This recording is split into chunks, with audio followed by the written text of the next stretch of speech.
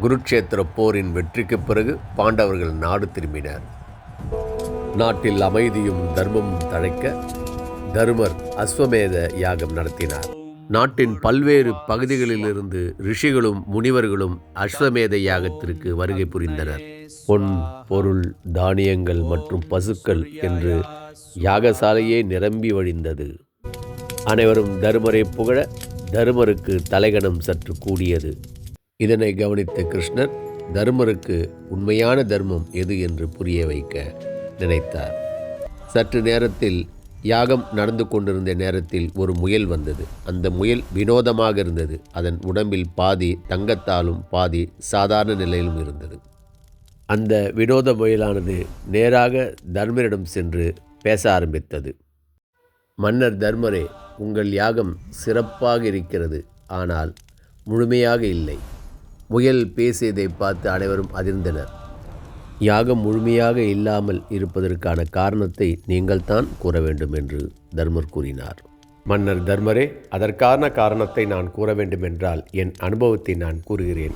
முயலானது மன்னருக்கு தன் அனுபவத்தை கூற ஆரம்பித்தது.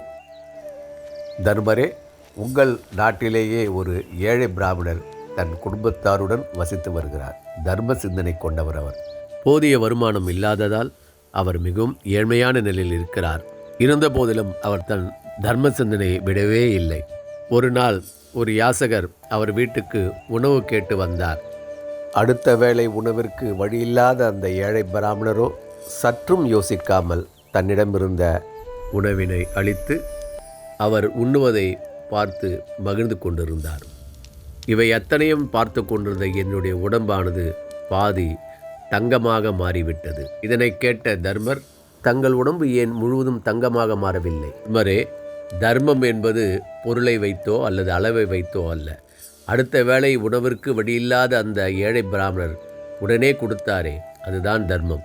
அவர் குடும்பம் பட்டினியால் வாடும்பொழுதும் எந்த எதிர்பார்ப்பும் இன்றி கொடுத்தாரே, அதுதான் தர்மம். தர்மரே, என்னுடைய முழு உடம்பும் தங்கமாக மாற வேண்டுமென்றால் அதற்கு இணையான ஒரு தர்ம காரியத்தை பார்க்க வேண்டும். அதற்காகத்தான் நான் இங்கே வந்தேன் தர்மரே என்று முயல் கூறியது. கூறிய உடனே தன்னுடைய உடம்பானது முழுவதும் தங்கமாக மாற அந்த யாகசாலையில் உருண்டு பார்த்தது. ஆனால் எதுவும் நடக்கவில்லை. இதனை பார்த்த அரசரும் யாகத்திற்கு வந்த மற்றவரும் அதிர்ச்சி அடைந்தனர். தர்மரும் முயலனை பார்த்து, உருவத்தில் சிறியதாக இருந்தாலும் என் தவறினை எனக்கு உணரச் செய்தாய், என் அகந்தையை அகற்றினாய் என்றார். இவை அத்தனையும் பகவான் கிருஷ்ணர் செயலே. தர்மத்தில் தர்மர் சிறந்து விளங்கினாலும் சற்று அவருக்கு அகந்தை வந்த நேரத்திலே சரியான நேரத்தில் ஒரு பாடத்தை புகட்டினார். தான் வந்த வேலை முடிந்ததும் முயலானது அங்கிருந்து மறைந்தது.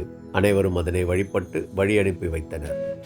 தான் செய்த தர்மம் மிகவும் சிறந்தது என்று சிறிது அகந்தை வந்தவுடனே அந்த அகந்தையை அகற்ற உதவிய பகவான் கிருஷ்ணருக்கு மனதார தர்மர் வணங்கினார்.